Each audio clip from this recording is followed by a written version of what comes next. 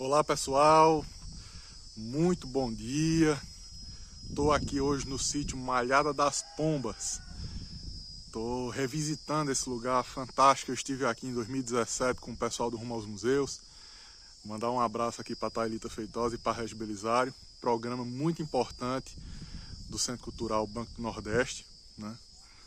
E em um dos roteiros nós viemos para essa casa fantástica aqui atrás que eu vou apresentar para vocês. E decorridos aí 5 anos, eu, a convite do Helder Moura, né, vim participar do lançamento da biografia de Dom Zacarias. Quem tiver interesse de adquirir, eu estou deixando aqui o telefone do Dr. Helder, certo? E também vim revisitar aqui no município de Umari, 150 quilômetros de Juazeiro, esse imóvel fenomenal. Um dos exemplares, posso dizer que um dos últimos remanescentes desse estilo, né? Ela parece muito com a casa dos Fernandes Vieira lá no Icó, que infelizmente já não está mais num estado de conservação tão bom quanto dessa, né? E sem mais delongas, vamos conhecer um pouquinho desse imóvel, né? O Helder deu uma entrevista que eu vou anexar no vídeo também, falando um pouco sobre o histórico dele, e eu vou mostrar os detalhes da estrutura, da arquitetura dela em si, beleza? Aqui a casa grande da Malhada das Pombas, propriedade já do século XIX, né, que pertenceu a algumas famílias, mas aqui está há mais tempo com ela é a família Rolim de Moura, né? Aqui foi onde nasceu e viveu os seus últimos dias Dom Zacarias Rolim de Moura, bispo da Diocese de Cajazeiras. Aqui viveu e morreu o deputado provincial e advogado Bonifácio Gonçalves de Moura, que era pai de Dom Zacarias, né? E essa propriedade, ela era uma referência, né? Era uma referência na região por conta da estrutura, né, que estava anexada a ela. A gente sabe que uma casa desse porte, ela levava tempo e muito dinheiro, né? Então, todo o resto que estava compondo o latifúndio, né, terminava tendo uma relevância econômica muito grande. Então, aqui a gente tinha uma entrosa, um engenho de pau, como diz Patativa do Assaré. Nessa propriedade ela tem, quando ela estava ainda inteira, né, ela tinha quase 60 quilômetros de comprimento, fora a largura, né? Então era gigantesca. Ela pegava extrema com a Paraíba e com outros municípios aqui do atual mapa do Ceará, né? E um imóvel histórico,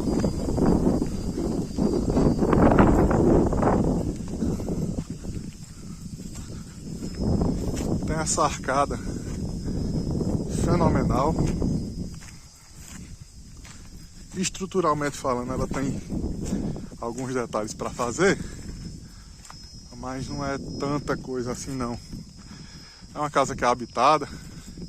O seu José Miguelinho está aqui há 30 anos e tem uma relevância arquitetônica e do contexto histórico dessa região do Ceará muito grande, né? Vou apresentar aqui, já falei da arcada, né? Vou apresentar aqui para vocês esse conjunto de coluna. Lá em cima o capitel e as cornichas, fazendo esse beiral, né? Muito, muito bonito. E ela é de uma dimensão tão grande que ela é dividida. Você tem uma parte dela que era moradia, parte de cá, e lá que funcionava de armazém para a produção da fazenda. Que a gente tem esse trecho de calçada que está conservando ainda seus traços originais. Essa casa aqui na região, ela preenche o imaginário popular com muitas histórias de assombração, de botijas, né? Uma dessas botijas teria sido retirada daqui, ó, dessa quina de calçada, né? E dizem que não foi uma pessoa da família que tirou, foi durante a madrugada, a pessoa deixou um patacão de lembrança, e o buraco da botija ficou aberto durante muito tempo porque o pessoal tinha medo de fechar, tinha uma superstição em torno, né? E aí um dos camaradas que eram adeptos ao consumo de álcool etílico terminou recebendo 2 tostões, um litro de milho e 1 litro de cachaça e botou o buraco da botija abaixo. Tampou ele e assim ficou. E foi passando de geração em geração. Como eu disse, o bispo nasceu aqui, morreu aqui, né? Depois, quando ele é aposentado compulsoriamente da diocese. E é um imóvel que impressiona, porque você vem nesse alto sertão, né? E topa com uma coisa dessa magnitude. A gente imagina como era que essa propriedade era vista naquele contexto, né? Tanto que as histórias da seca, né? Os retirantes que passavam aqui, eles faziam parada porque sabia que era uma propriedade abastada, né? E permaneciam durante muito tempo. O pé direito da casa é muito alto e a cumieira também é monumental, né? A cumieira desse imóvel, vou estimar aí, chutando que ela tem uns 7, 8 metros de altura. É uma coisa bem, como a gente diz aqui no nosso ditado popular, estrambólica, né? Aqui já tem essa garagem, é um anexo mais recente, mas a gente ainda vê a tipologia de tijolo de adobe, né? Muito bacana. E assim, do contexto, né, agropastoril daquela época, a fazenda hoje ela não conserva mais essa atividade econômica, né? Hoje ela serve mais como moradia. Mas existe um intento, inclusive nós estamos dando um suporte do proprietário em fazer daqui um centro educacional de referência em memória dos sertões, né? E assim, gente, um imóvel desse, ele dizia muito sobre o proprietário, mas a visão que eu carrego é que dizia muito mais do mestre que construiu, sabe? Com os recursos daquela época, você conseguia erguer uma coisa dessa magnitude, com a qualidade de acabamento dessa. Só que está na família Rolim de Moura, são quase 150 anos. Antes disso ainda tinha tido outros proprietários. E está aqui, o conjunto de fachada, que esses acabamentos são mais delicados, está aqui, preservado, entendeu? Madeiramento interno, preservado, sabe? Então era um saber fazer que premiava essas pessoas e por isso que ele se torna uma fonte histórica tão importante, para a gente entender as metodologias construtivas, os referenciais arquitetônicos de outrora, sabe? É por isso que eu rodo tanto, né? Catalogando esses imóveis. Inclusive eu faço um argumento, né? Até citando as nossas heranças ibéricas e islâmicas na nossa arquitetura, no artigo da última revista, né, que eu falei sobre a Fazenda Uruguai. Aqui, na parte interna, a gente está na sala principal, né? Ainda temos um quadro remanescente da mobília original. Segundo o Dr. Helder, essa casa tinha uma mobília, né, de época, de um trabalho muito apurado. E só que aí com os processos, né, de inventário, troca de proprietários, ela foi sendo Dividida a mobília, Dom Zacarias também doou bastante. Aqui as soleiras, todas em pedra, né? Aqui também a base das janelas. E para cá, só para vocês terem uma dimensão da espessura dessa parede.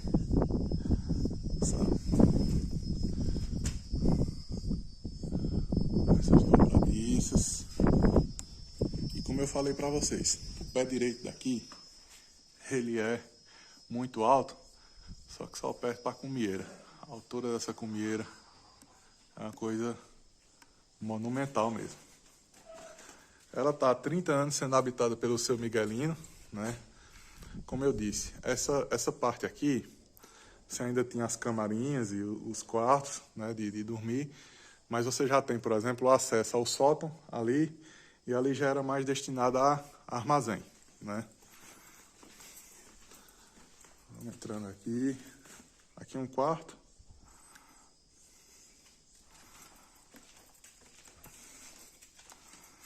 Aqui o acesso ao sótão.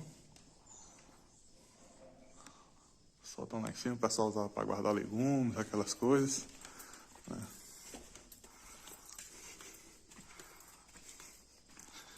Aqui é um daqueles armários de parede que o pessoal fazia, também muito bacana. Aqui nesse pé de porta, não, foi o local, né, onde foi encontrada. Aqui está o Dom Zacarias, né, foi padre em muitas paróquias e bispo de Cajazeiras. Aqui é um dos quartos do imóvel. Aqui são os detalhes da cozinha, né? Piso ainda conservado, outro armário, certo? Aqui a gente vem para a área do fogão, né? E as dependências da casa. Segundo o Dr. Helder, o Bonifácio, né, o Dr. Bonifácio, pai do Dom Zacarias, morreu aqui, nesse quarto. E o Dom Zacarias faleceu nesse quarto aqui, segunda porta. Foi o local que o Dom Zacarias faleceu. Olha o trabalho do madeiramento. Fenomenal. E aí tá feito, né, o registro. Agora eu vou deixar vocês com a parte mais histórica, contada pelo Dr. Helder. E estamos aí. Até a próxima. Bom, e aqui, do ponto de vista histórico, ninguém mais habilitado para falar da biografia do Dr. Bonifácio, do bispo Dom Zacarias e da história desse imóvel do que esse cidadão que está aqui na nossa frente, Dr. Helder. É um prazer estar com o senhor. Dr. Helder, sobre o histórico desse imóvel, o senhor que vem se dedicando tanto à pesquisa genealógica e da história de sua família, o que é que o senhor pode passar para a gente hoje? Roberto, esse imóvel, o que a gente sabe de registro, algumas anotações e principalmente oralidade, é que ele pertenceu à congregação dos padres carmelitas. Mas não se sabe se os padres carmelitas estiveram aqui na época das Sesmarias. Isso é oralidade. E nem tampouco quem construiu essa casa. O que a gente tem mais certeza é que por aqui, antes da nossa família chegar, por volta de 140 anos, mais precisamente 1891, é que passou aqui o capitão Francisco Manuel Borges, viveu aqui muito tempo. E depois, quando ele faleceu, ficou para o genro dele, Cassimiro Nogueira Pinto, conhecido por Cassimiro Marinheiro. Depois daí, a nossa família chegou. A propriedade foi comprada pela mãe do Dr. Bonifácio, a senhora Joaquina Vieira Gonçalves, procedente de Luiz Gomes, no Rio Grande do Norte. E o doutor Bonifácio recebeu essa casa pela passagem da sua formatura em Ciências Jurídicas, no Recife, em 1891, e como presente de casamento, porque a mãe dele tinha muito medo que ele fosse embora exercer a profissão no Rio de Janeiro. Então ele comprou isso aqui. Mas antes, ela comprou. Mas antes ele já sabia desse imóvel, porque quando ele viajava de Luiz Gomes, no Rio Grande do Norte, para o Seminário do Crato, que ele estudou lá, levado pelo tio, o padre José Vieira Gonçalves, isso aqui era a rota dele. Ele passava e já via aqui essa casa. Então, tempos depois, a mãe dele comprou e ficou por conta da família. Bom, depois que ele encerrou a atividade política e profissional como advogado, ele voltou a morar aqui. Aqui era uma propriedade muito grande, consta-se que tinha aproximadamente 60 quilômetros de fundos, ia da extrema da Paraíba até o município de Lavras da Mangabeira. Aqui tinha engenho, aqui tinha muito gado, então era uma propriedade muito, o açude muito rico, né? Muito peixe, mas tinha muitas crises também nas épocas de seca, era outro contexto. A seca daquele tempo realmente fazia medo. Bom, e o doutor Bonifácio, ele tinha a casa em Cajazeiras e ele ficava viajando para Cajazeiras. Inicialmente viajava até de liteira, né, ou cabriolé. Depois ele já usava o ramal ferroviário que passava aqui em Baxi, a cidade próxima. E esse ramal passava em São João do Rio do Peixe, ia para Cajazeiras, e ele fazia essa viagem assim. Mas o doutor Bonifácio, ele, talvez por falta de atividades, ociosidade, e talvez uma tendência natural, ele começou a beber além da cota, mas recebia muitas visitas aqui. E em 1941 ele faleceu. Depois disso a minha avó ficou administrando, com alguns filhos ainda solteiros, e principalmente o Francisco, que era solteirão, que nunca casou.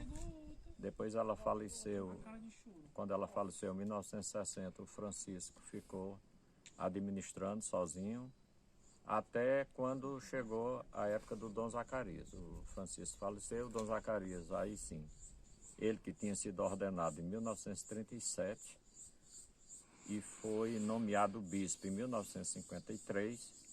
Quando ele completou 75 anos, ele, por uma questão de compulsória, né, ele se aposentou e resolveu vir morar aqui.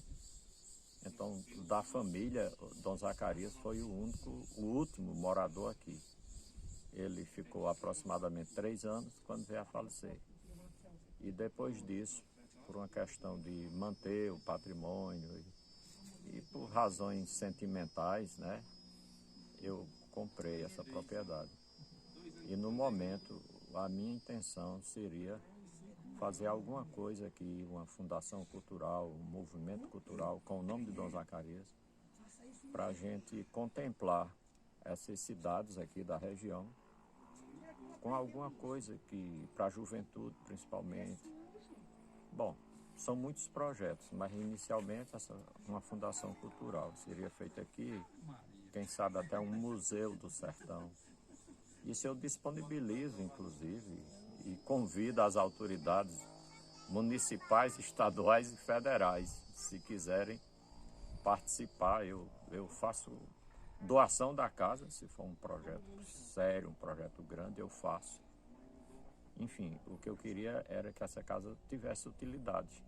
A estrutura dela é muito boa, seria questão só de uma reforma, que todo sabe que precisa e tudo, viabilizar essa fundação.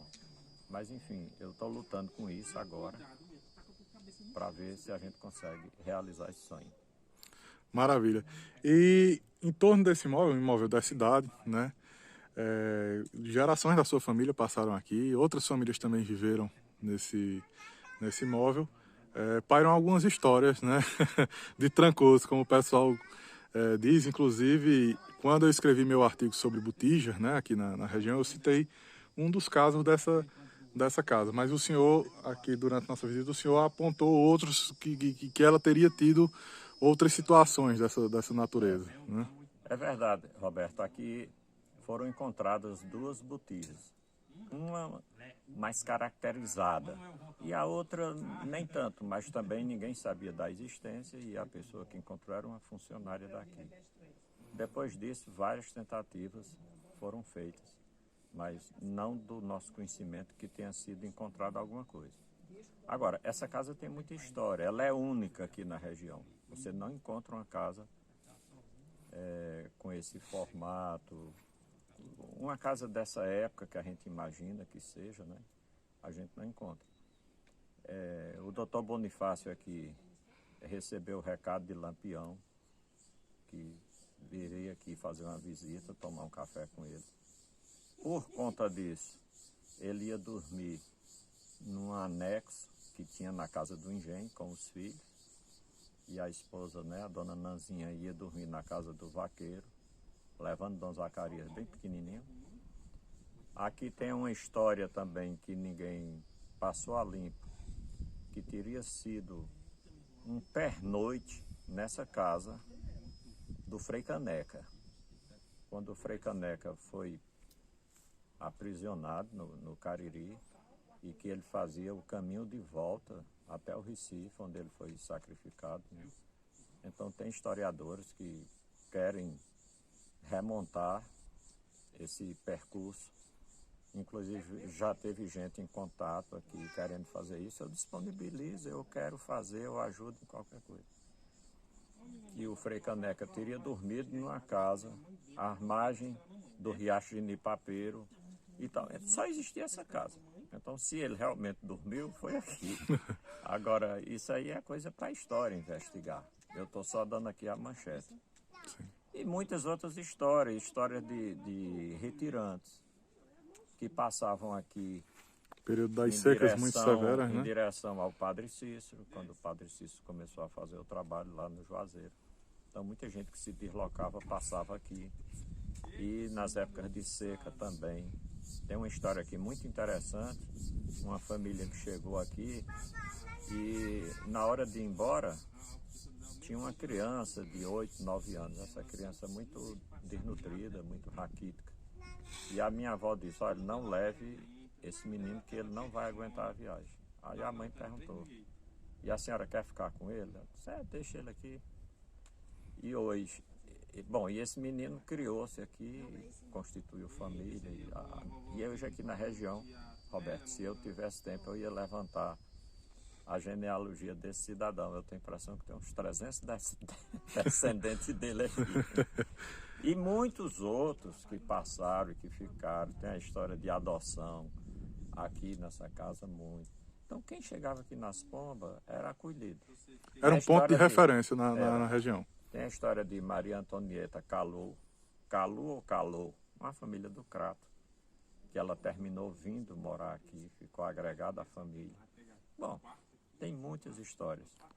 Mais de um século de construção, né? Tem. É de 1891, já são o quê? 120, 130 anos aproximadamente. Sim, sim.